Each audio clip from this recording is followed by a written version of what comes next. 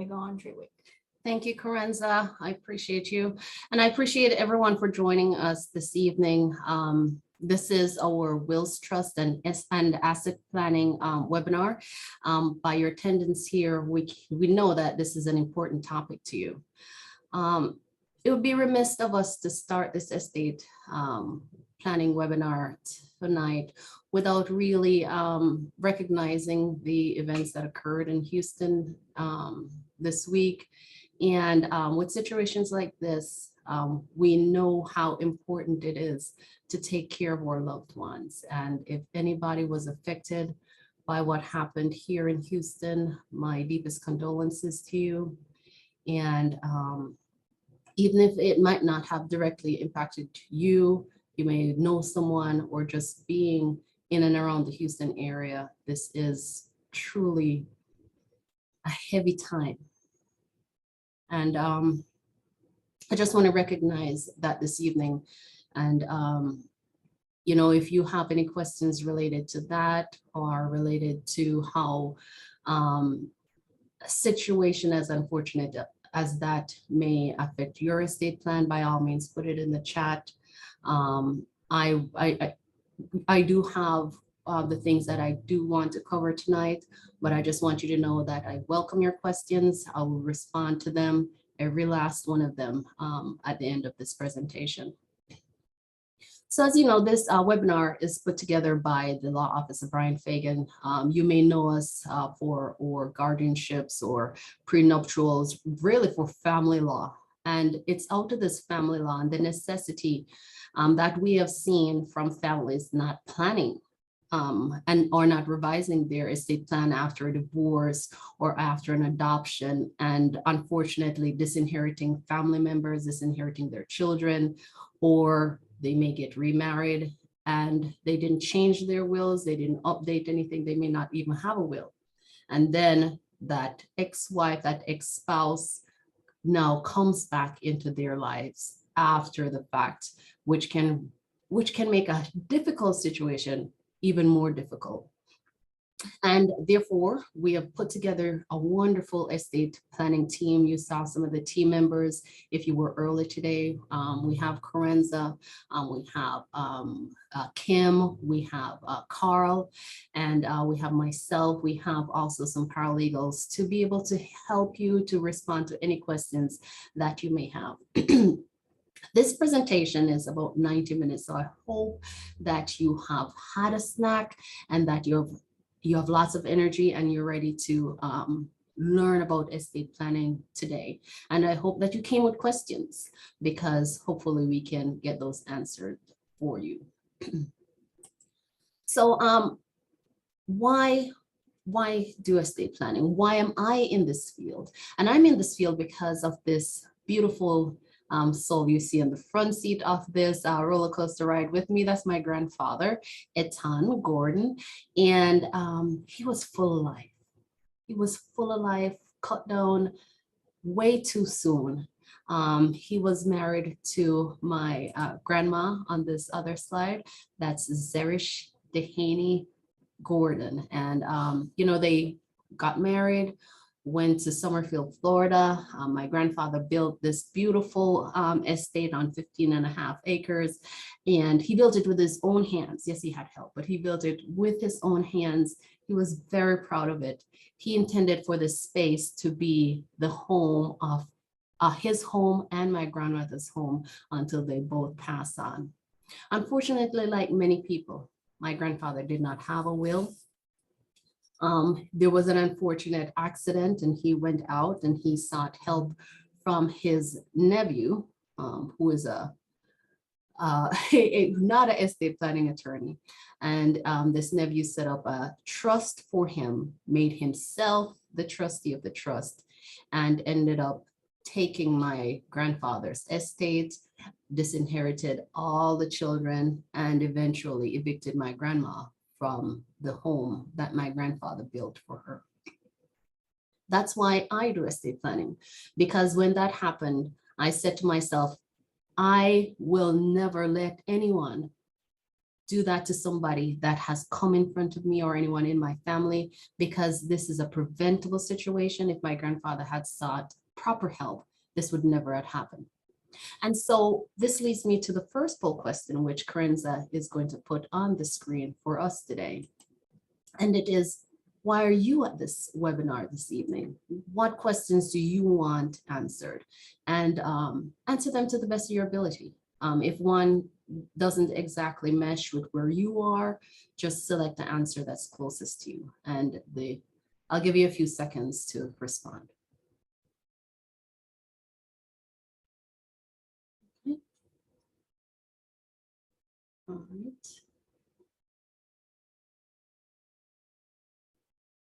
Okay. Thank you for that. I hope that everyone was able to see the questions. Excellent.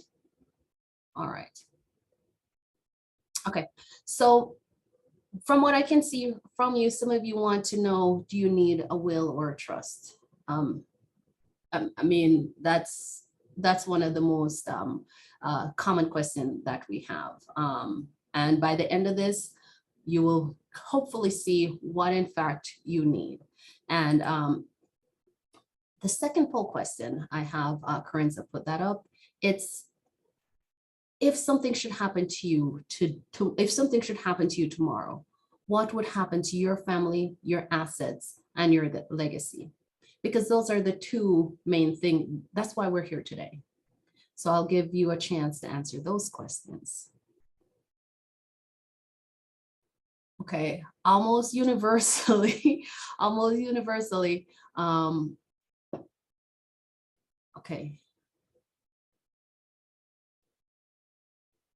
Okay, got it.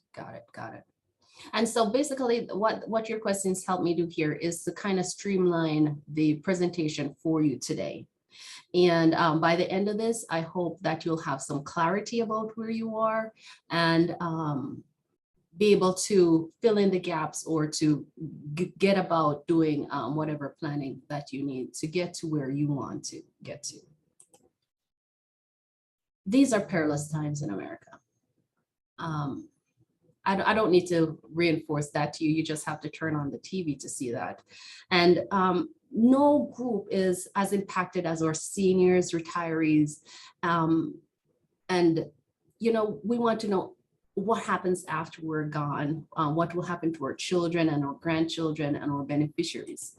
In fact, research shows that nearly 16 million lawsuits are filed in state courts every year alone. And almost 750,000 people petition for bankruptcy. And let's not forget that about the breakup of marriages. It is no secret that our divorce rate is one of the highest in the world. We at Bryan Fagan do family law. And so we see the impact that that can have on families, on individuals. And a huge number of Americans have divorced and remarried several times, and this further complicates things. More than 53 million Americans regularly provide some kind of care for someone who may have limitations in their lives, and they may help with daily activities. All of those incidents, and if you're one of those people, you definitely need to consider an estate plan. What happens when you get older and need some assistance? You know, the expenses from nursing homes increase every year. Here in Texas, the median cost for private room in a nursing home for a year is about $91,000. That averages about $7,600 per month. So you can see that without an estate plan, without planning for the future, without thinking about those expenses that you may incur, you may be setting yourself up for a very rude awakening, because estate planning is not for the dead, it's for the living. And the cost of medical care is going out of control. An estimated 1 out of 4 people, 1 out of 4 bankruptcies is due to medical bills. And in a situation like that, I kind of mourn for families like this, because in many situations, a little bit of planning could have gone a long way to help alleviate some of the stress that drowns many families in situations like this. Let's not forget the danger that's been with us for the last 20 months or more, this global epidemic with COVID-19. This and other global health issues, climate change, all those things that we're seeing help to put the added stress on us. We know that from all those things, global health issues will be very present of mind. For many people in this epidemic, we realized that they didn't have a medical power of attorney or directives which spell out their wishes. You know, what happens, God forbid, you're in a hospital unable to make decisions for yourself? What would happen for you? All those issues came with a vengeance over the last 20 months. And because of that, that's why we're here today. That's why I'm here today, so that these issues do not happen to any one of us. Recently, many lawsuits over cheap wills, poorly drafted living trusts have raised their ugly heads. With the surge of free online documents and the do-it-yourself sites and so forth, we have many consumers that have no idea that the documents that they have, that they think may have taken care of their affairs, are worthless, are useless, and do not impact their lives like they really intended. And the really sad fact is that most of these tragedies, with a little planning, as I said, are completely avoidable. Imagine what it must be like to go through any of these sad situations that we talked about and not have the proper planning in place. And time again, clients say the same thing to me. I never thought that it could happen to me. In fact, recently, 2 of my family members were in the hospital. And it's a conviction for me, because that's my family. They didn't have what they needed in place. And that's a situation that we as a family had to come together and work through. And hopefully by the end of this estate planning session, you will see the holes in your lives. It may be a hole in your loved ones' lives, your mom or your dad, and so that we can help to address these issues. Clients tell me all the time that there's 6 major concerns that they have. When they come in, I can classify each one of them that comes in front of me. And one of the concern is they want to pass on their hard-earned wealth without government or the courts getting involved. Second, they want to avoid taxes and fees. Everyone wants to avoid taxes and fees. It's good to pay your tax, but you only want to pay what you need to pay. And if there is a way to lessen your tax, that's what you should always strive to do. The third concern is that they want to avoid going broke, paying for nursing home care. And with additional planning, with a little bit of foresight, you can avoid crushing medical bills and expenses. Fourth, once they've passed on, they want to make sure that their family is protected from predators and creditors. And fifth, perhaps most important of all, once they're gone, they want to make sure that their family is not torn apart with fights over money or possessions.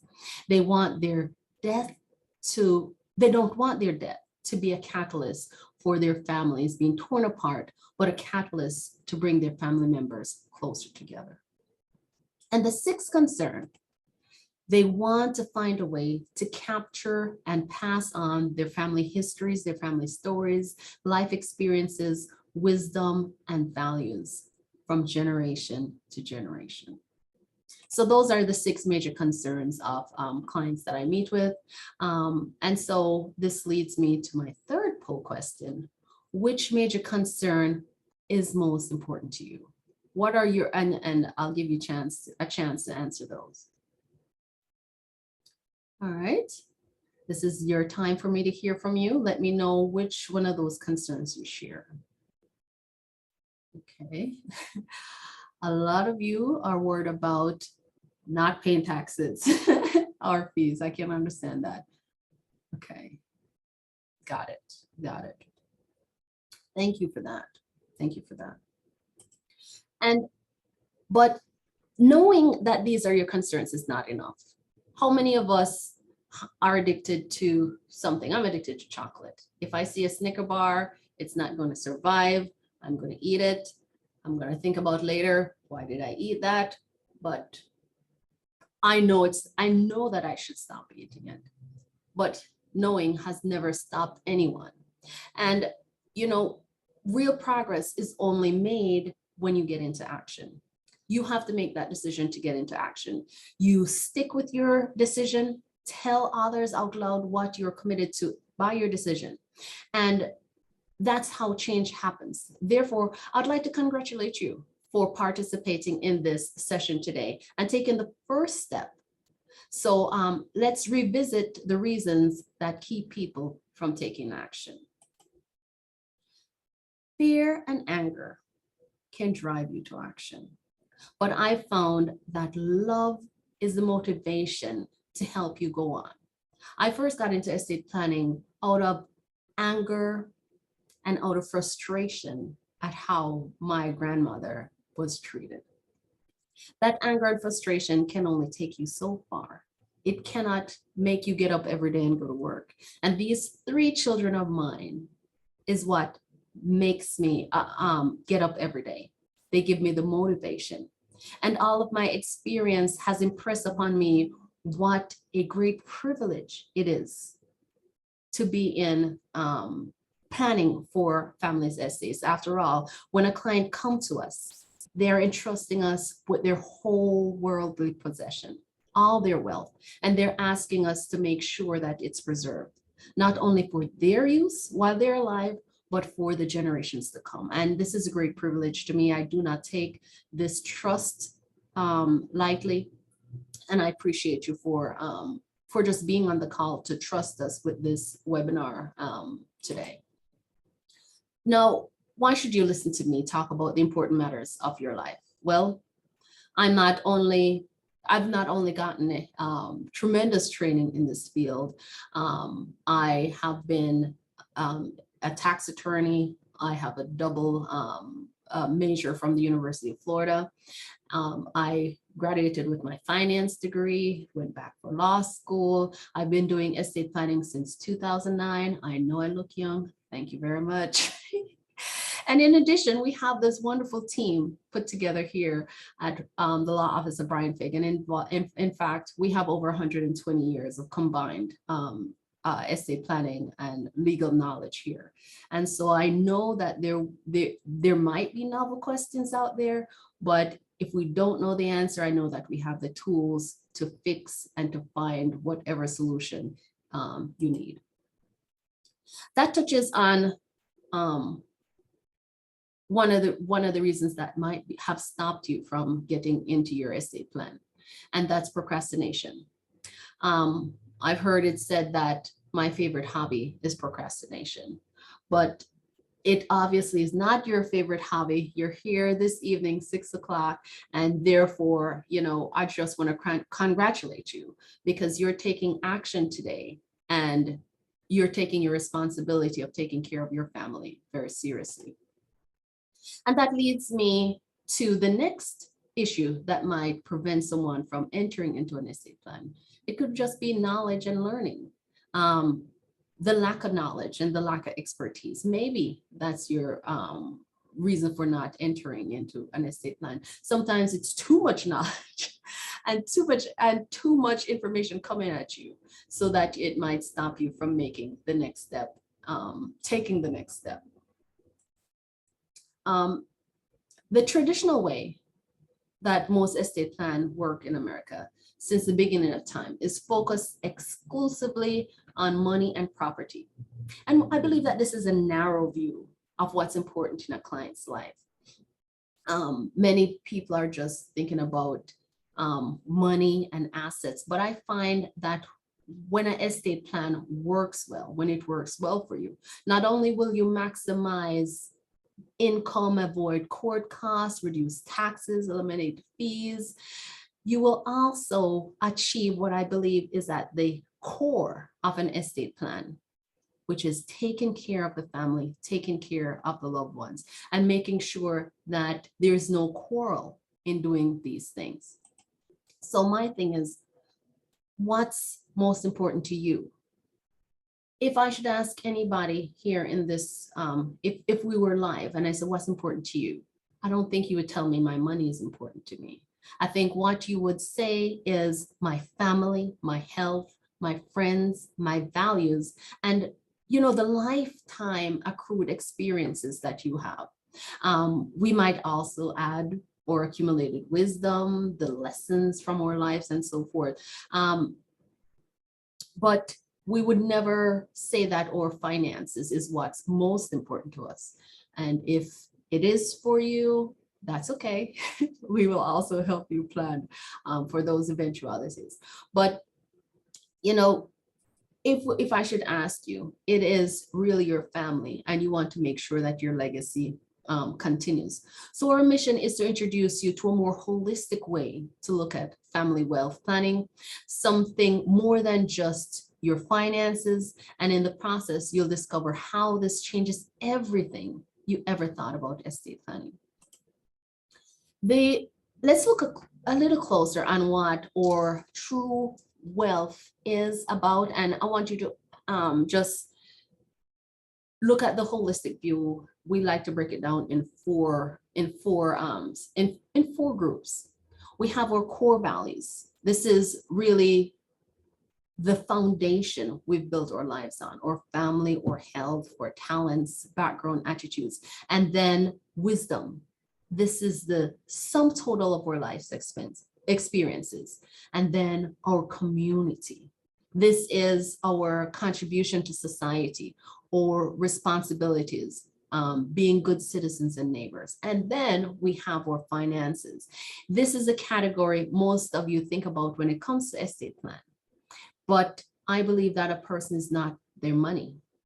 You have to look holistically at the person, and you have to make an estate plan for that person and not just see everybody as numbers and dollars and dollar signs. Now that you understand the components of what we believe that a true legacy wealth plan is, we need to look at the technical issues. For those of you who have procrastinated up to today, it's important for you to understand why effective estate planning should be a big priority for you. And for those who have already have a plan, we'll explain why we believe most traditional estate plans don't work. And if you find yourself in a situation where you may have an estate plan that doesn't work for you after you've actually examined it based on what we discuss here, come on, make an appointment and come talk to me. When I look at estate plans, one of the main thing that what caused them to fail is that they're not properly funded. And many of the times it's because people go online, or maybe their friend gave them a program, and then they have these bare bones living trusts. They're not funded. They're just a one size fit all estate plan. We're all unique people. This is not a fast food joint. Everyone you're all individuals. And so you need an individually suited estate plan for you. And in order to drive this plan home, I'm going to bring in an example to help us understand the issues that may be presented in an estate plan. And I want to tell you a story about this couple, Bill and Mary. Let me introduce you to them. Bill and Mary, they're married. Do not get stuck on the married. I'm just using them as an example. You may find yourself getting a divorce. You may find yourself thinking about a divorce. You may find yourself single. You may find yourself post-divorce. You may find yourself an empty nester, whatever. This is just an example. You just plug yourself in. I promise you the principles will still apply for you. And these are just broad brush strokes that we're putting here. I'm just using Bill and Mary as an example, but their story, their situation, the issues will still be the same regardless of whether we're talking about a married couple or not. So just plug in John, the single person, or plug in Mary, the divorcee, same principles, okay? So we have now, let's look at Bill and Mary. They're married together with their house and their 401k or their IRA savings. We add up their cars and trucks. They have a total estate value of about 700,000. And again, you may say, come on, Megan, 700,000, I only have 10,000.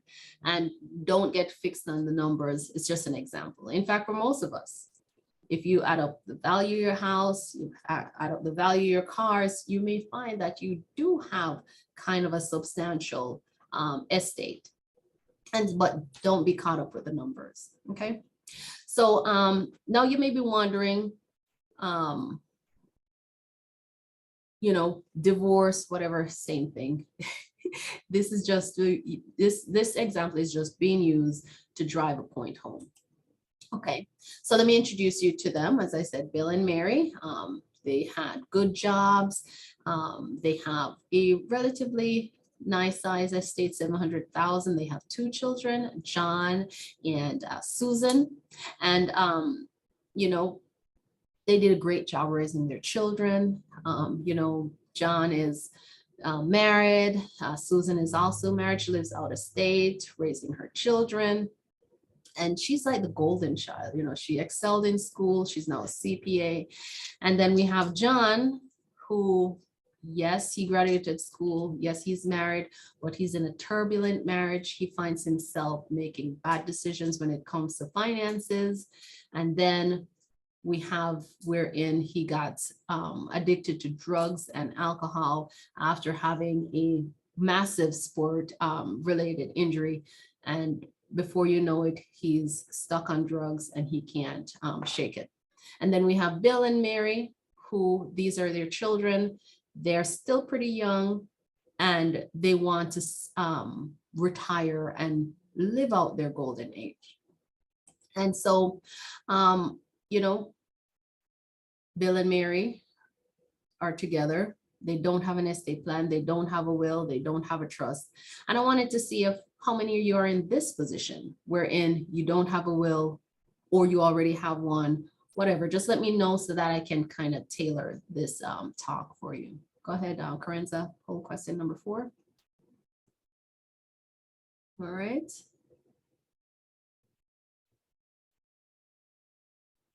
Okay.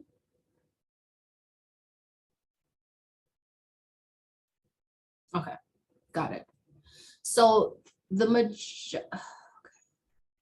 majority of you do not have a will or trust. Perfectly fine.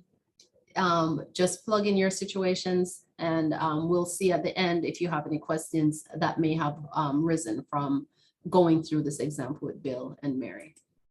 So let's look at their estate again. So, for Bill and Mary, they don't have a will, they don't have a trust, anything like that. You may say, okay, what are my options? What are my estate planning options? One of the options is they can spend every last dollar.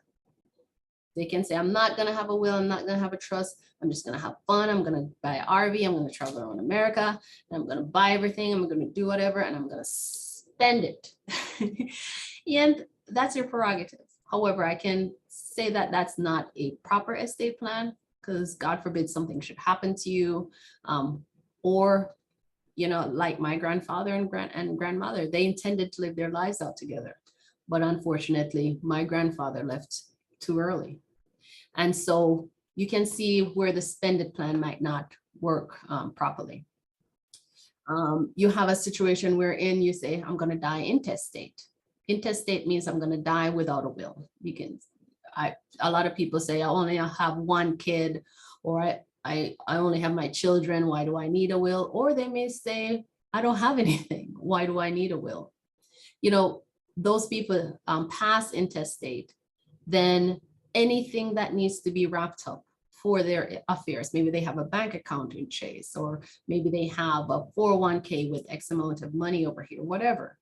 They pass intestate. Now their heirs have to go to court, seek a determination of heirship, then seek a determination of their estate before they can even touch 1 cent of any asset that the parent may have.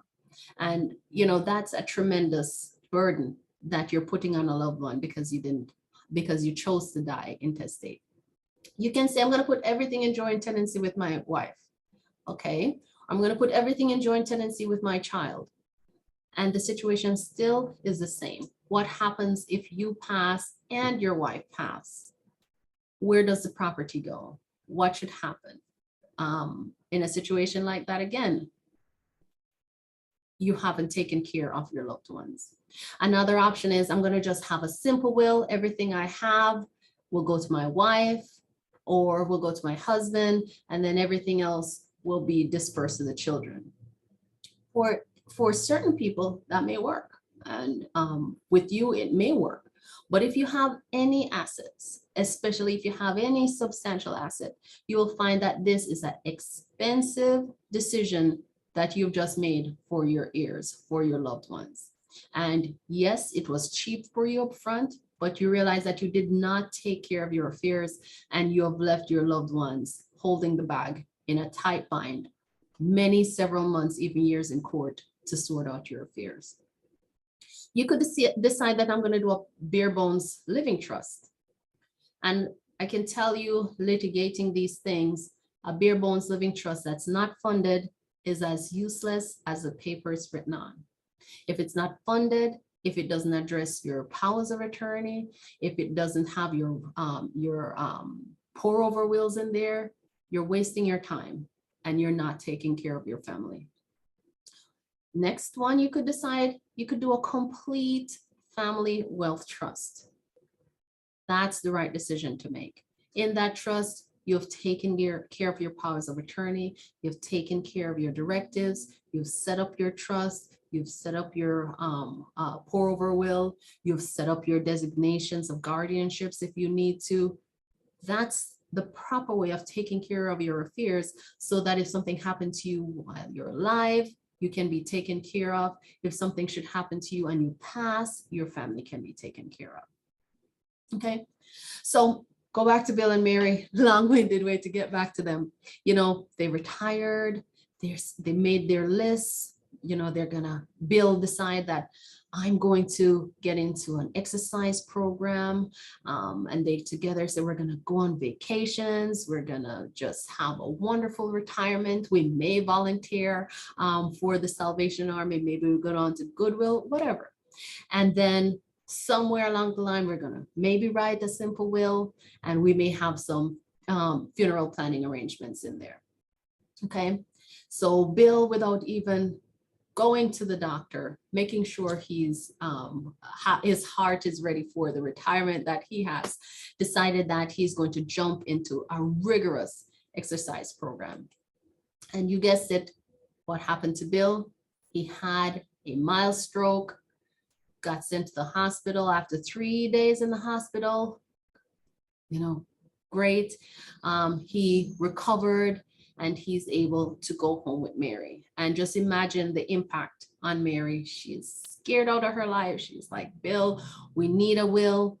You know, we need to set up this estate plan. We need to set up something because while you were in the hospital, my life was a wreck. It was hard for me to do things. And I just want to make sure that our affairs are taken care of.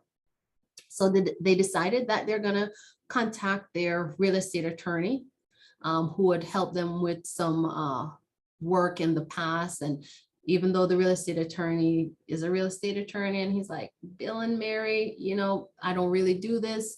He did reluctantly set up a simple will for them. They signed it, put it in the safe deposit box, breathed a sigh of relief and thought that everything was set. And then they went on ahead again, living their lives. Just 6 months after leaving the doctor's office, what happened to Bill? You guessed it. The biggest heart attack that he has ever had. Left him incapacitated. Left him without being able to make decisions for himself. And, you know, the biggest risk that many of us are afraid of is death. But I can tell you from my experience with dealing with families and dealing with the need for guardianships, sometimes becoming disabled can be worse for your family in terms of its impact on your loved ones and its impact on you who are left incapacitated and left in this possible vegetative state. When you're disabled and unable to handle daily decisions for yourself, there are lots of confusion about long-term care. What kind of care do you qualify for? In many situations, this can be very expensive. As I said before, you're talking about just Harris County for a nursing home, a private room is like almost $93,000 a year. And, 70% of the people over 65 in America will need some type of long-term care at some point in their lives. That's true for me, that's true for you. In fact, by 2050, it's estimated that 27 million Americans will need long-term care. 80% who will have to be cared for a loved one at home or by a unpaid caregiver. So you can see if you don't plan for that, you may have a family member who has to quit a job in order to take care of you. Or you may have your family going to bankruptcy because they have to take care of you. And so we look at what these costs are. We have in-home care. You may have adult daycare, assisted living, nursing homes. Those are some of the long-term care choices that we have to make. And then you're saying how, there are only 5 ways to pay for this long-term care. And you will see what we'll just walk them through for you. You could decide to pay out of pocket.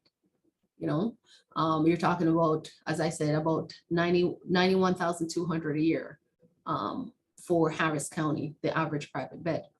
You can see how this can quickly lead any family into bankruptcy. Bill and Mary's estate is only $700,000. If they liquidated everything to take care of Bill, they would be facing the poorhouse very soon. Secondly, you could buy long-term insurance. Unless you had the foresight to purchase long-term insurance before you need it, you can't purchase it now. Bill is already in need of long-term care, and nobody is going to sell him a long-term care policy when he is in need of a nursing home. Medicare is health insurance for those 65 and over. However, it offers very limited benefits for those needing long-term care, and it won't pay for chronic illnesses that impact the activities of daily living. So most people may think Medicare is an option for paying for long-term care, but it's not. Medicaid, that's the next option. Medicaid is government medical welfare program that pays about 50% of all nursing home costs in America. However, Medicaid is a means tested aid, and it's supposed to be available only when no assets are available from other sources. And so unless you plan properly using a Medicaid trust, or unless you had proper trust planning way before you get incapacitated, Medicaid may not be a valid source of aid for paying for you. Next, you can have special VA benefits. For many veterans, this may be an option for you. But even with that option, you may find as a veteran that long-term care, some of these issues will not be covered by your VA benefits. So those are the 5 ways that you can pay. And so we have a situation wherein you go get the long-term care, you try to apply to Mary goes, try to apply to put Bill into a nursing home, and she wants to go collect his money from his 401k or whatever to pay for these services. And they say, I know you're his wife and all, but you're not his medical power of attorney. You're not his power of attorney. You can't touch this money. So what's Mary's option? Her only option is she has to go get living probate done on poor Bill. She has to go seek conservatorship or guardianship. And if in a situation like his, where you're ill or disabled, you're incapacitated, you can't make decisions for yourself, probate court is where you would have to go. So we have a situation wherein Mary is now going to have to live the nightmare of living probate. Living probate, you have to, one, disclose this illness that the person has. You have to detail it. It's public records. Everyone who cares about knowing your affairs will know exactly what's going on. They will know the extent of Bill's sickness. They will know the extent of Bill's assets because it's public. And you're going to court asking for permission to take care of your loved one. She's going to court to ask a judge for the authority to take care of her husband. This is humiliating, and in many situations kind of lacks humanity and makes a situation that's bad even worse. So, we have the situation wherein she goes to court, she gets the guardianship over Bill, she gets to give him the care that he needs. And after about 2.5 years in the institution, Bill unfortunately passed away. At this point, even though Mary was his guardian, she has to go back to court to seek death probate. And if you remember, she only had a simple will. She didn't transfer any assets into a trust. She only set up a simple, no planning was really done in the eventuality of life in incapacity or in death. So Mary has to go through the death probate process. She has to go back to court. She has to apply to administrate Bill's estate. She has to spill out every cent they have in the bank, in the IRA, in the 401k, list everything. Your nosy neighbors will know everything that's going on in your affairs. They'll know everything that's going on in your house. And then she has to show the court and request the court to designate the rightful beneficiaries so that she can be the administrator to distribute Bill's estate.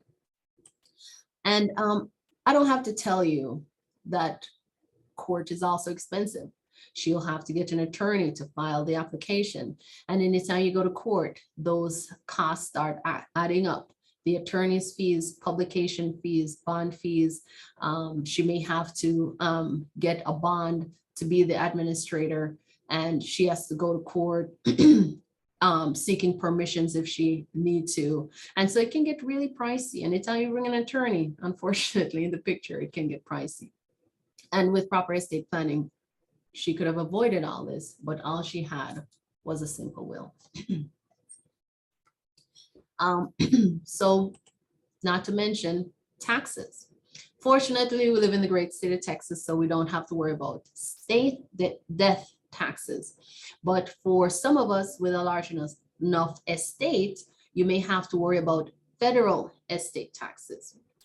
In right now it's 11.8 million, but if it doesn't change, or if it sunsets, it's going to be 5 million by 2025.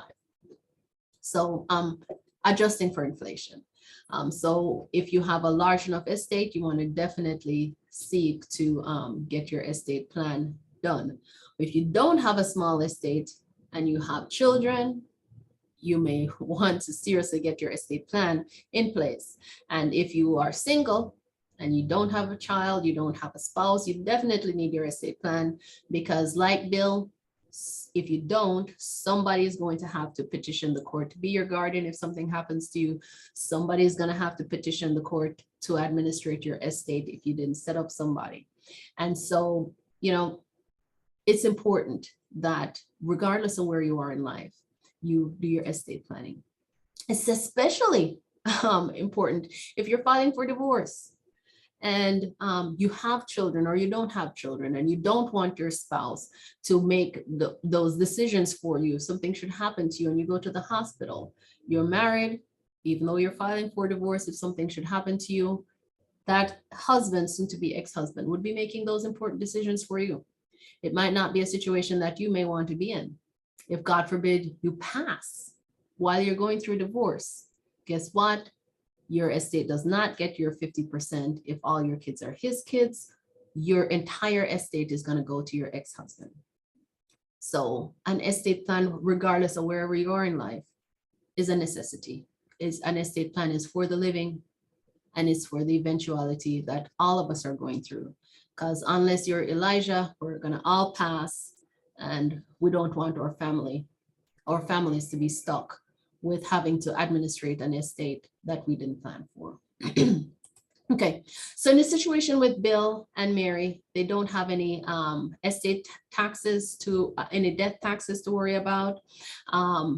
In fact, if you plan properly, even if you have a high net worth and you have a high estate, you can have unlimited marital deductions when the first spouse dies with proper planning. And so you don't have to worry about death taxes after the first spouse dies. You can put proper planning in place to limit and drastically reduce your potential taxes if you're fortunate enough to be a high value estate holder. Okay, but let's not just focus on probate, taxes, nursing home costs, and so forth. Something far more, something lost in that is Bill. His life stories, his experiences, the true essence of who he is now reduced to a bad memory of Bill didn't plan his estate, or, instead of Bill being able to give his legacy over to his family properly, instead, all that we are thinking about is that tombstone. All that we're thinking about is the hardship that we had to go through with having to administrate an estate that was not properly planned for. And so let's pause for a moment and look at how ineffective Bill and Mary's simple will was so far. They have not protected Bill from the expense and lengthy conservatorship with the court when he got disabled. If Bill had needed to go to a nursing home, there was no protection in that estate plan. They had no protection for death probate that he had to go through. And they made no plans to conserve Bill's life stories and his wisdom and his values so that that can be passed on. This simple will almost act as if he did not have an estate plan at all, that he died intestate. It was a little easier than dying intestate, but it's one of the most ineffective ways of doing an estate plan. And so for me, there is dying intestate and then simple will. So it's like one step above passing on with just a simple will. So there's still three big worries after Bill is gone.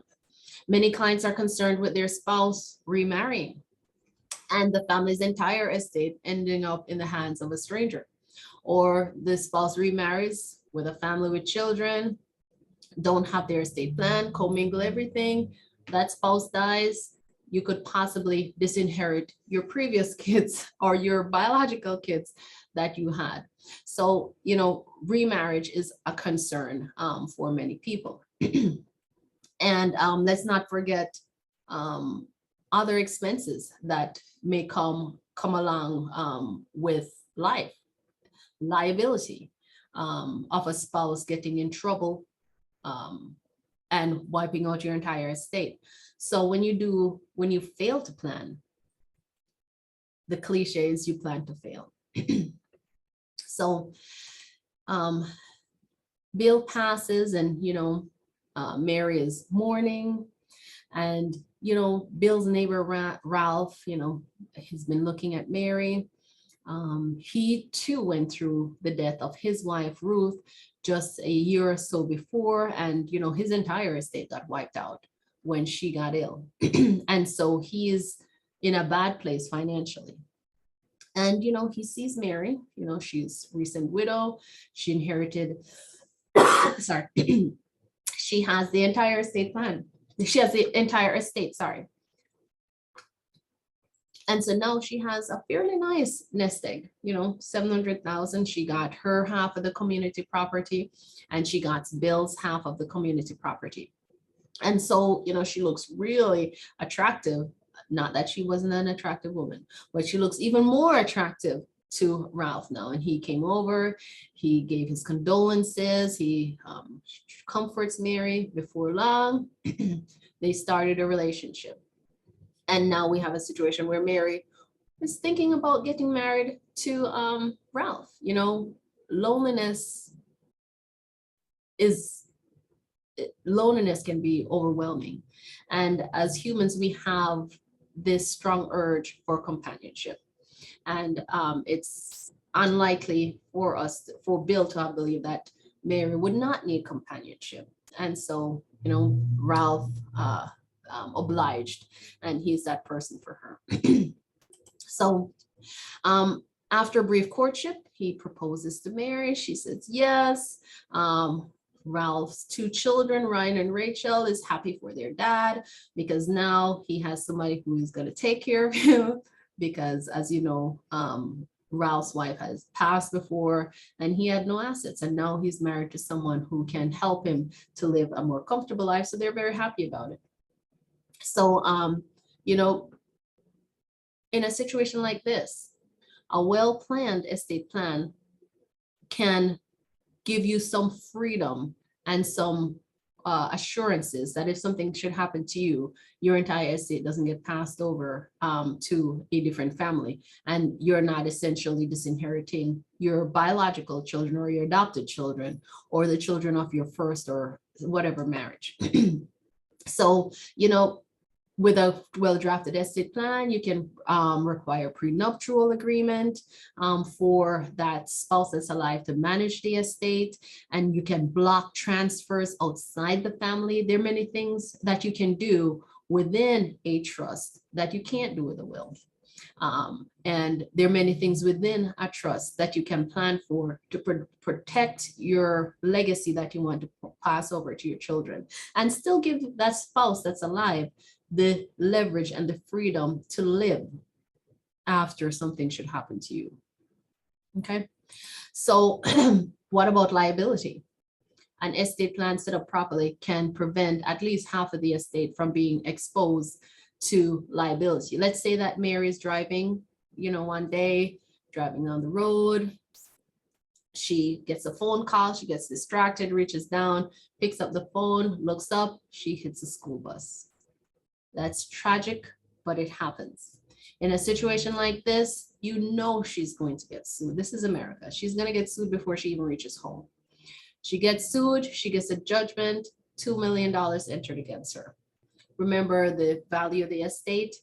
Without a proper estate plan, that entire estate is subject to claims against Mary, and this entire estate can be wiped out that quickly.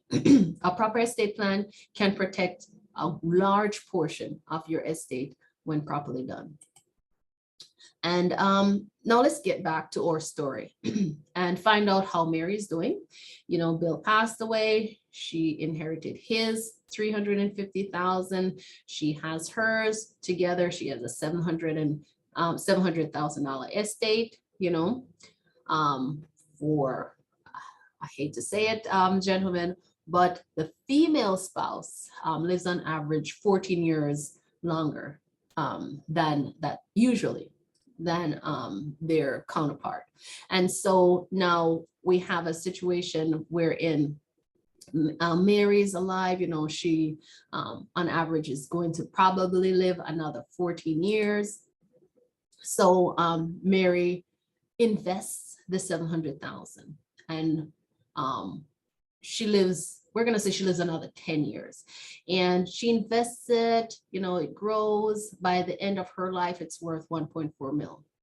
You may say, oh, how did it double? You just have to look at the stock market nowadays, and you can see that in 10 years, it's plausible that a $700,000 investment can balloon to 1.4 million in 10 years. In fact, in most situations, it can be even more. So absent any huge medical expenses that will wipe out an estate, we found that an estate that's properly invested, even though the spouse that's alive is spending, the estate usually increases more than the estate is spent down. So 1.4 mil is what Mary's estate is worth after 10 years. Then unfortunately, Mary develops Alzheimer's. She's placed in a nursing home. And, as I said, $7,600 per month to get her that private room. And we're going to say Mary lives another year and a half with her Alzheimer's. So you're looking at $136,000 that's being spent off her estate to take care of her.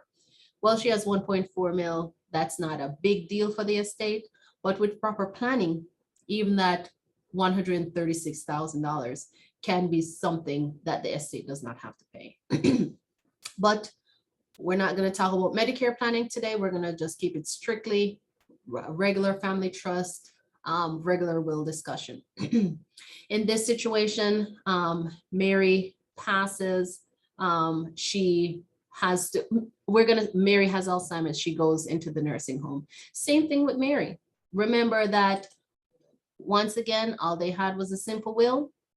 Either one of the two children, John or Susan, has to go apply for guardianship of Mary. Remember, John has a drug problem and Susan is out of state. Guess who is going to have to file that application to take care of Mary? It's not Susan, because she's out of state. It's going to be John. And the court is going to look at him really seriously in order to be Mary's guardian. Mary didn't have a guardianship set up. She only had a simple will. So God forbid John gets appointed. With his drug issue, you can see how the estate can be in serious problems, and you can see how Mary can be set up for a hard time. And so we have a situation wherein she had to go through live-in probate to get a guardian appointed. All her issues get spread out in court documents. Anybody who wants to see what's going on with her, health-wise, financial-wise, it's fully open. It's a very invasive, very invasive process. And then after all that, she passes. And once again, you can't just distribute the estate to the children. So you can't say, oh, kids just come in and take the estate. No, you have to go back to court and do death probate. So remember, Susan is not in the state. John has to apply for have to file the application to probate the estate, or they will have to get a third party to come in and administrate the estate. So it becomes, yes, it was cheap on the front end, but it becomes very costly time-wise, expense-wise, privacy-wise, during and at the end of somebody's life. So how about death taxes? Again, it's only 1.4 mil. She doesn't hit the $5 million or the $11 million threshold for federal estate taxes. And so we don't really have to worry about federal taxes. And we don't have to worry about state taxes. Go Texas, we live in a great state. And so we don't have to worry about income taxes or death taxes on this estate. So once again, we lose sight of the non-financial things here. Mary is just reduced to someone who has Alzheimer's and passed.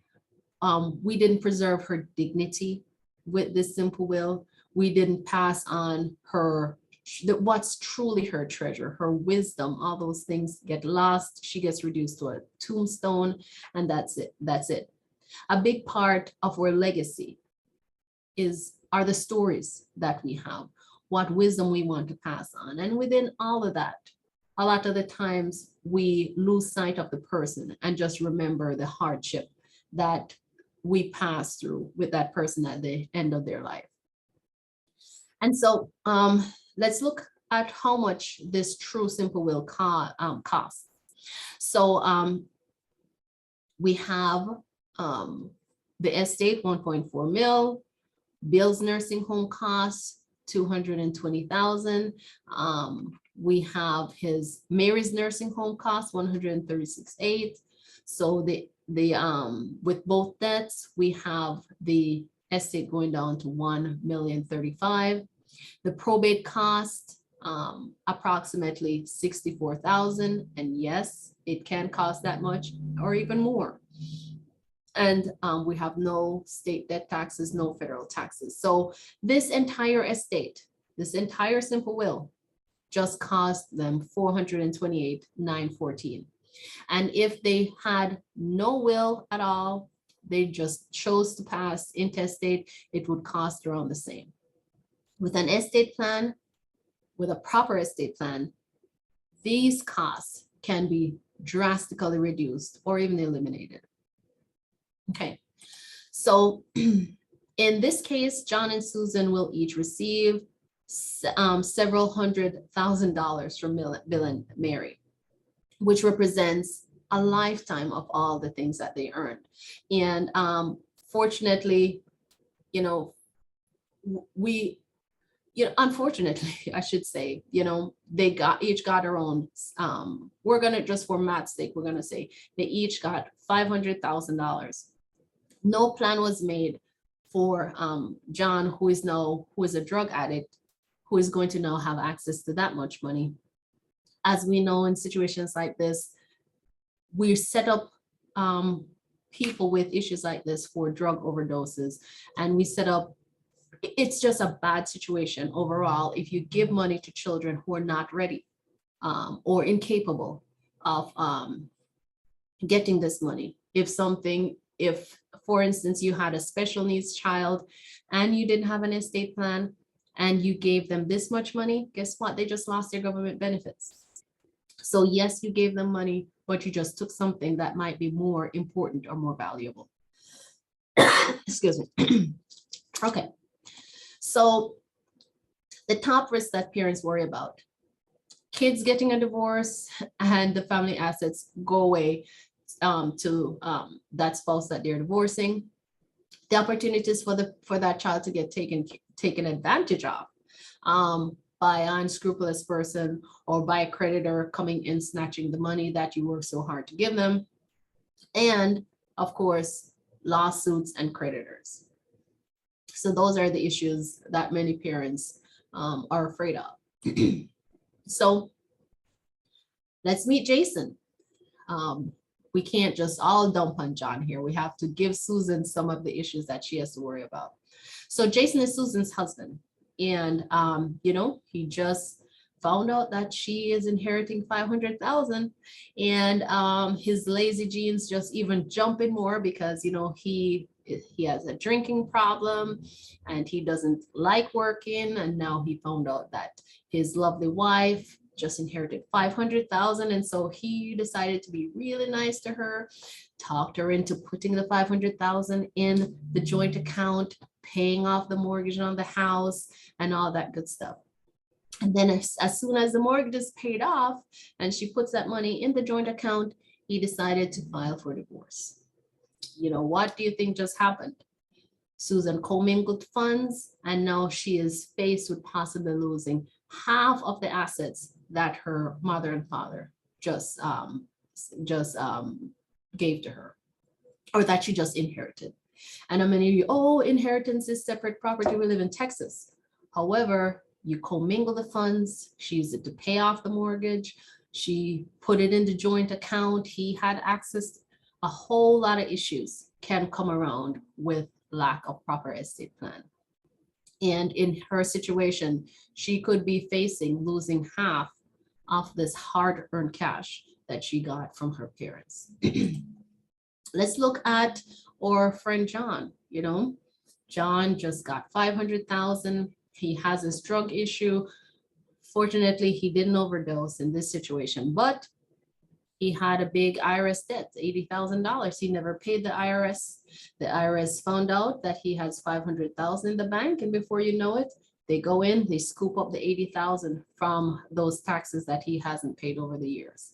And if you have IRS debt, chances are you have other debts. and all those creditors can come and snatch up all the hard earnings that John just inherited. So Bill and Mary's estate plan was totally ineffective. It didn't provide nursing home protection, didn't provide living estate or death probate protection. It didn't provide any federal tax relief. Go down the list. It didn't have remarriage protection. It didn't have any protection against divorce. You throw some minor kids in the mix, and that plan had no designation of guardian set up for any of them. It had no power of attorney, medical, you name it. This plan is totally ineffective. Simple will, as I said, is just one step above passing intestate. So you say there has to be a better way. Yes, there's a better way. And that is the living trust that we talked about. And so the living trust has all those documents that we talked about, has the remarriage protection, has the death probate protection, has a living probate protection. It shields against lawsuits from creditors. And it has all those documents, which if you combine with a Medicaid trust, can give you substantial long-term medical, can give you tremendous long-term care expense relief. So we're going to give Bill and Mary a do-over. We're not going to give them the Medicaid plan. That's a different seminar for a different date. We're going to give them the Legacy Wealth Trust. And so same thing. Bill went over, he exercised, he did all the stuff, but in the situation, he is going to go out and he's going to get a proper legacy trust. He's going to get the powers of attorney, the medical power of attorney, the durable power of attorney. He's going to have his designation of guardian. We're going to set him up really nicely. Okay. So, you know, with the plan that I'm talking about, we're not going to do the fast food thing. We're not going to do the generic bare bones trust, one size fit all, because we're all individuals, as we said. And, you know, we want to set up Bill and Mary for success while they're living, and at ease and peace, that what they're passing over to their children will actually do good for them and not harm. Okay, so let's look at what legacy wealth planning looks like. Okay, so it's made up of two important components. First, it addresses all the financial assets that you've accumulated and shields them from conservatorship, remarriage, as we said, probate, divorce, lawsuits, creditors, unnecessary taxes, while allowing the heirs access to the funds.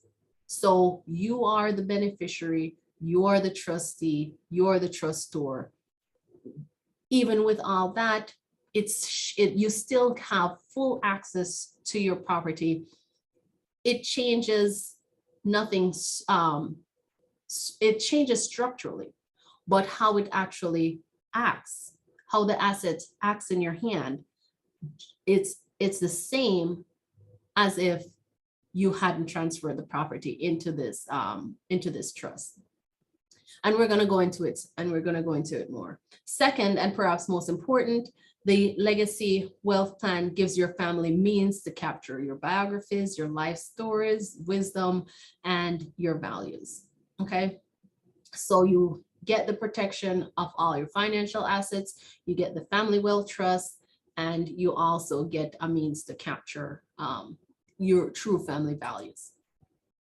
Believe it or not, the magic is in how the assets are held. Okay, so the family wealth trust has been around for hundreds of years. It's nothing new. It's becoming more prevalent because more people are talking about it. But the trust is it can hold title of anything that you can hold. If you could hold the house, the trust can hold the house. If you could hold a car, the trust can hold your car. In fact, it has your social security number. It's the same thing as if it's you. It's just the name that changes, okay? So when you create the trust document, as I said, nothing changes. Bill and Mary's assets comes out of their name and goes in the Bill and Mary family trust name. The assets go into the trust. So just imagine that it's a chest. That's the family wealth trust chest. We're going to put the house in there. We're going to put the car in there. We're going to put everything in there. We're going to make it the beneficiaries of any life estate if we choose to. We can set up another trust for that, but you can do all those things within this trust. Bill and Mary are imagine them holding the trust, each one of them holding a side. They are the trustors because their property went into the trust. They're the trustee. They're going to manage the property in the trust, and they're the initial beneficiaries. All the benefits from the property in the trust belongs to them. Okay, they can mortgage, sell, lease, borrow, whatever assets in the trust that they could without the trust. They don't have to go seek special permission from a court to sell the property, mortgage the property. The trust may use one of their social security numbers, or you can get an entirely new EIN for the trust. It doesn't matter. Effectively, the trust the management is just as if you own it. It's just that if something happens to you, you don't have to go to court to go seek a guardianship of the person's estate in order to pay the bills. And so that's how it looks, and it acts differently than a will. If you have a will, nobody can do that for you. A will doesn't allow somebody to mortgage your house. A will doesn't allow your loved ones to make any medical decisions for you. But the family trust package that we set up will have your powers of attorney, your designations. It will have the will in there, so you don't have to see the inside of a court if you don't want to. Okay. So you're probably asking me then, Megan, if all my assets are in the trust, who is going to manage the property? You are. You're the trustor. You're the trustee. You're the initial beneficiary. Okay. And so this is the gift of total control. Mary and Bill are in each one of those shoes. And so no, you can choose a third-party trustee if you want to, but in a situation like this, it's no need to. Both Bill and Mary, they're both competent. They have all their faculties. They are more than able to take care of their own affairs right now. But you can see, you will see wherein you can designate a successor trustee, or you can designate a co-trustee alongside you, especially if you have older parents. You can designate somebody like that to come alongside you. Okay, so what does that mean for Bill and Mary? Business as usual. You file your income taxes the same way. Everything effectively is the same way. You sell your house the same way. You transfer things in and out of the trust, just like if you held it in your own personal name. And because it's a revocable trust, the government ignores it for income tax purposes. All the income, if you have any income, passes right through to your regular 1040, and it's taxed the same way. Nothing really changes unless something happens to one of you. Okay. So it's simply a standby device. Okay. So we have the situation. We're going to set up the Jones Family Wealth Trust. Both spouses are alive. They're the trustee, trustor, beneficiary. After, unfortunately, Bill passes, Mary will be the trustee and the sole beneficiary. And while Bill is in the nursing home or whatever, she can pay the bills. She can do everything. She doesn't need to go get any permission from the court to pay the bills.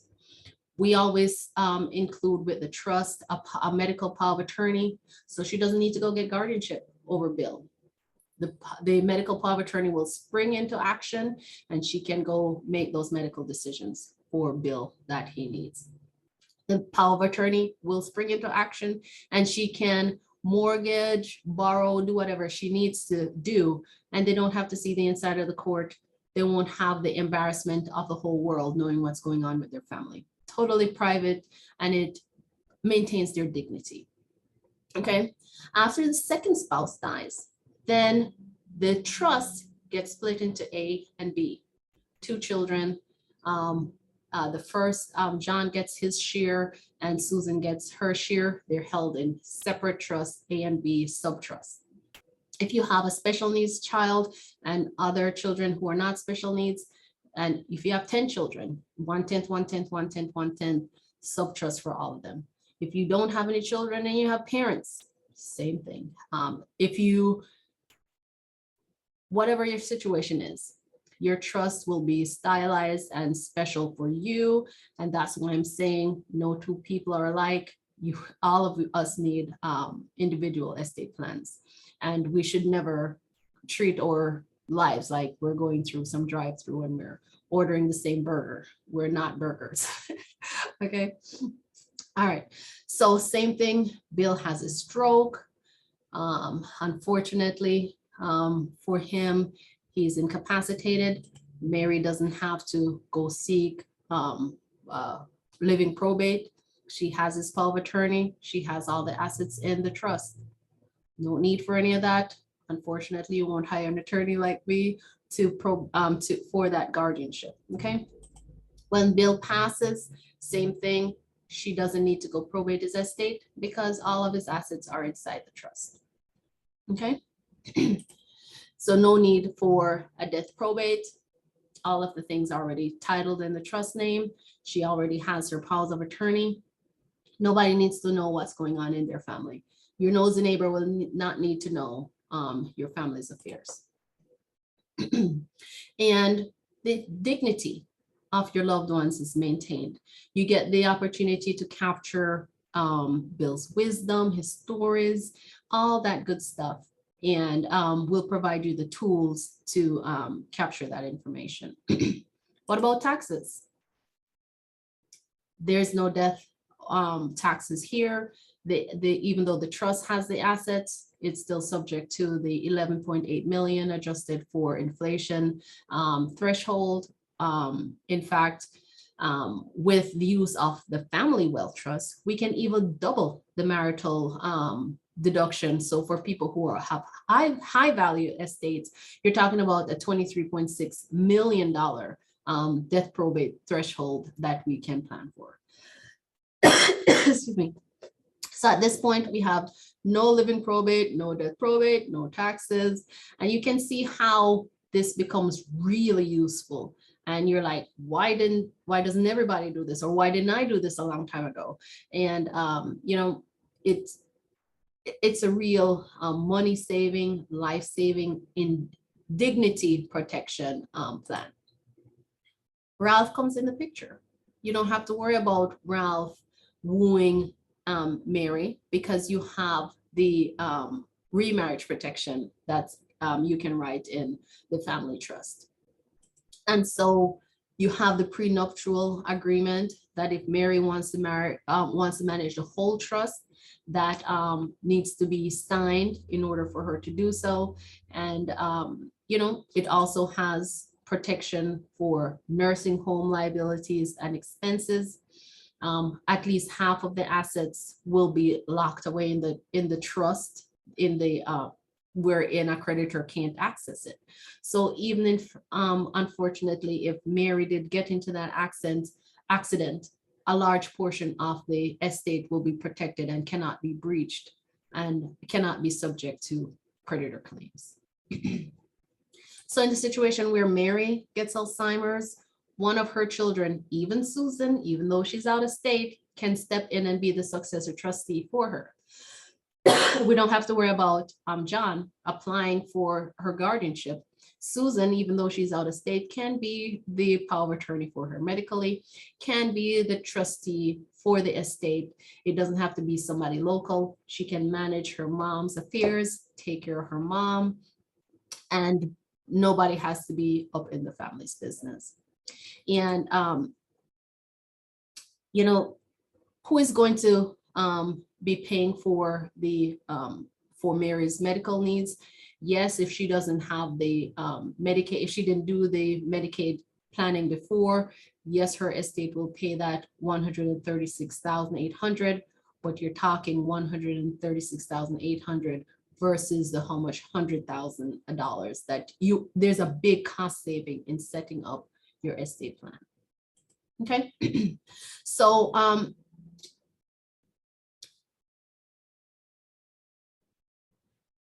so you have a situation, as I said, wherein if you could think about Medicaid protection trust for them. In this situation, it does not work for everyone, because sometimes it does include a spend down provision. Sometimes you don't have enough time because there's a look back period. So there are many things wherein, as I said, everyone is an individual. Each planning is individualized, and there's no broad brush strokes here. So after 18 months of being in the nursing home, Mary passes, and now comes the question, is there any death probate? No. There's no death probate when Bill dies. There's no death probate when Mary dies, because the trust holds everything. So we have a situation wherein the dignity of the family is preserved. We have Mary's dignity in marrying Ralph if she wants to is preserved. We have their memories, we have their life lessons, all of that captured. So let's wrap up. A proper family wealth trust will protect the family at each stage: living probate, death probate. When Bill passes, Mary becomes the sole trustee and the sole beneficiary. When Mary passes, we have the trust splitting for their two children. And this is where it becomes really revolutionary with the estate, with proper estate planning. So we have just for math's sake, we're gonna have 700,000 going to John, 700,000 going to Susan. We know that John has his alcohol problem. We know that he has his drug problem. You don't want to give him all those assets just like that, because you'd be setting him up for failure. So we have a situation. I like to think about a trust like a tube of toothpaste. If we squeeze out the 700,000 to John, you can't claw it back. And if you squeeze out the 700,000 to Susan, you can't claw it back. So the husband files for divorce and he tries to get a portion of the estate. Too late, you can't protect her there. So the assets should, even in the division, should be left in trust. So we have 700,000 in a subtrust to Susan, 700,000 in a subtrust to John. We have a situation where we set up a family century trust for John, and we can do a family access trust for Susan. That's two different kind of trusts. Why? We have two different children. No two children are alike. You may have children that you don't have to put things in trust. You may be able to give them the entire amount on your passing. You may have special needs children. So we could have a family century trust and a special needs trust. You may have a situation where you can have two family access trusts. You may have a situation where you need two century trusts. There are many different kinds of trusts. Each family may need, have different needs. So in the situation with Susan, we give her 700 in a family access trust. Try all he may. If she keeps it in the family access trust, she is a trustee. She's the beneficiary. She cannot be forced to give her husband any portion of that trust fund in a divorce. So we don't have to worry about that. She has great divorce protection there. With the family century trust, the trick is to have a third-party trustee so that John doesn't have full access to the money, and so no creditor can impose on him or on the third-party trustee the requirement to give them the corpus of the trust. It's a third-party century trust. He doesn't have the authority to demand anything from the third party. that's managing the trust for him. And so no creditor can get at it. You can put things within the trust, wherein if he hits certain milestones, for instance, if he graduates from college, if he gets clean, whatever requirements, then it can spring into a family access trust just like his sisters, and then he can manage it whatever he wants to. So a trust becomes very, very, it's very accommodating. Yes, okay. So so as I said, we can put incentives in there. If we had a child that's on government benefits, we can set up a special needs trust so that they don't lose protection. So our wealth planning is a five-step strategy. First, we have the personal consultation. And that's when we design that personal plan for you. You come to this consultation with all the people who make decisions. So if you're married, come with your spouse. If you're single, bring yourself. But we ask for all the decision makers to be there during that initial consultation. Then once that's the first meeting. Then once you leave that, we have the plan development where we draft the documents for you. The next plan is to have the asset inventory. We take the assets that you want the trust to be funded with, and we draft those documents that the trust needs to be funded with, so that step 4, when you come in for the formal signing, we have all those documents that you need to fund the trust with. You sign the trust document, or you sign the will, or you sign the will and trust document, whatever we planned for you in step 1. And then last but not least, you get a lifetime of communication with us. You can call me, Megan, I have a question about my trust. Megan, how does this part of my trust work? Those questions, it's not extra. You call us. That's a part of our 5-step family legacy. And so we put this nicely together for you in our portfolio. In our portfolio binder, we'll include the trust flow chart, all those things for you. And then we will have a personalized video if you choose, which will be a part of that. Okay.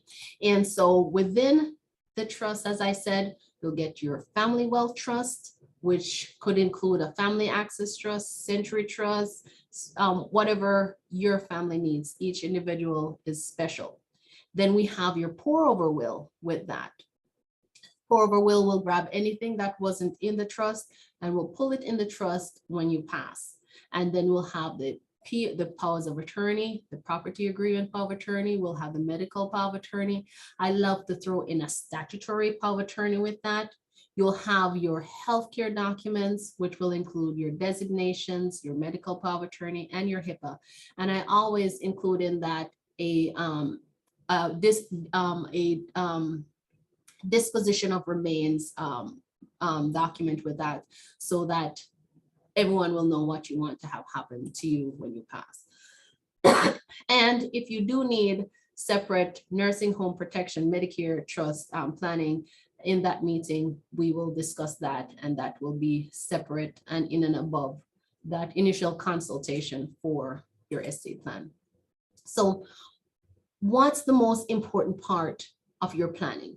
We believe that it's making sure that's what's important to you is covered in the estate plan. Everyone is different. We're not all, as I said, built the same, or situations are not the same, and people should not be treated as the same. And so you may save money with a bare bones family trust plan up front, but as I said, it's like being penny wise and pound foolish, because it's a useless trust. The one necessary ingredient that most of these living trusts don't have is they're not funded. And if they're not funded, as I love to say, they're as useless as a pen without ink. It does nothing for you. So what should you know? We're pretty, I love to be pretty upfront with you with a situation like this. When you're going in and you're choosing a firm, I say make sure you get somebody who will listen to you. Make sure you're not getting somebody that won't actually hear your needs, but before you even come in the room, they have a preconceived notion of what they think your estate plan should be.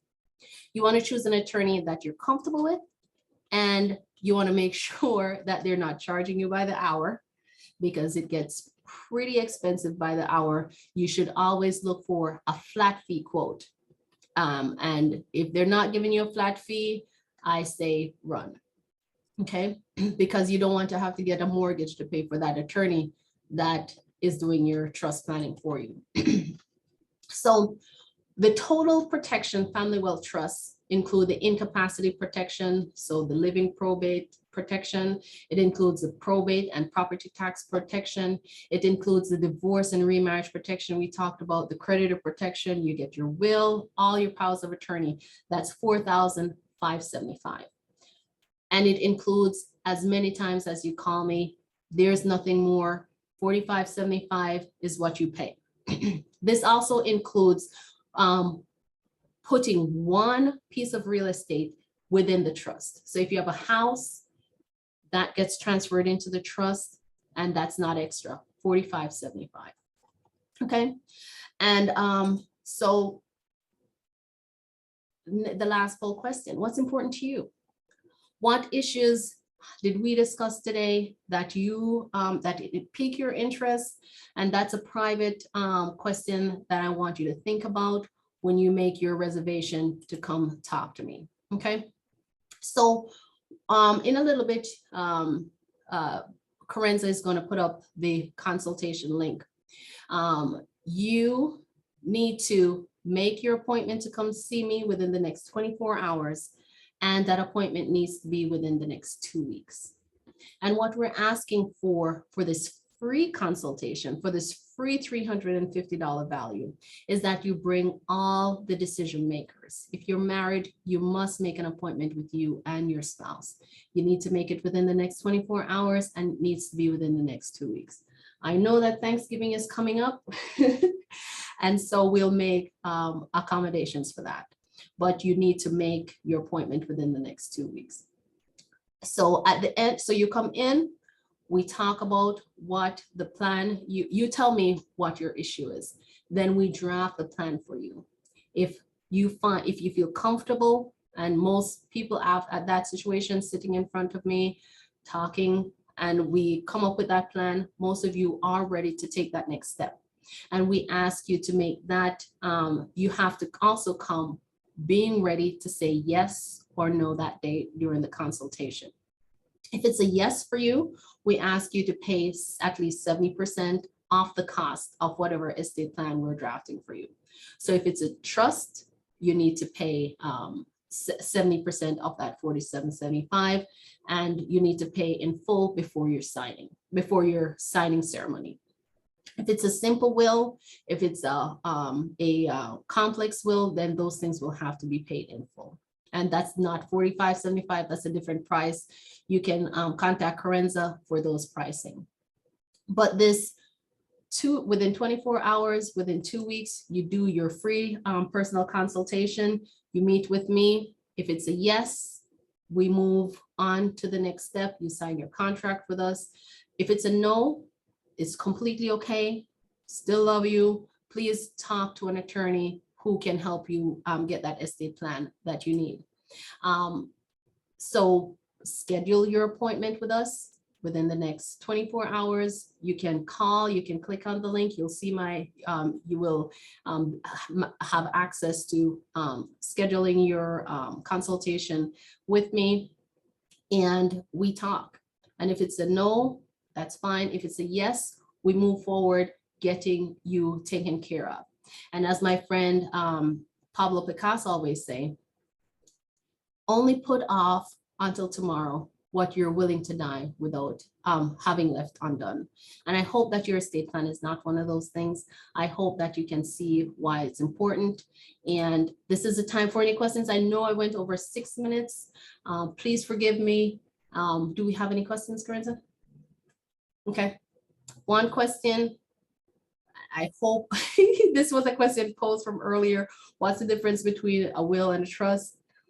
A will just writes, it's after the fact. It makes no plans for what happens to you before. And it has to be probated. It doesn't have any of your assets in there. It has to go through probate. A trust does not have to go through probate.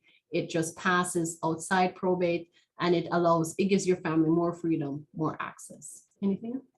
All right. Thank you. I appreciate your time. Thank you for joining me. You have the number. You can call Carenza or Ashley to set up your appointment, or you can click on the link and go to the and schedule your appointment to come speak to me. All right. Either way, thank you for your time. Have a wonderful and blessed evening.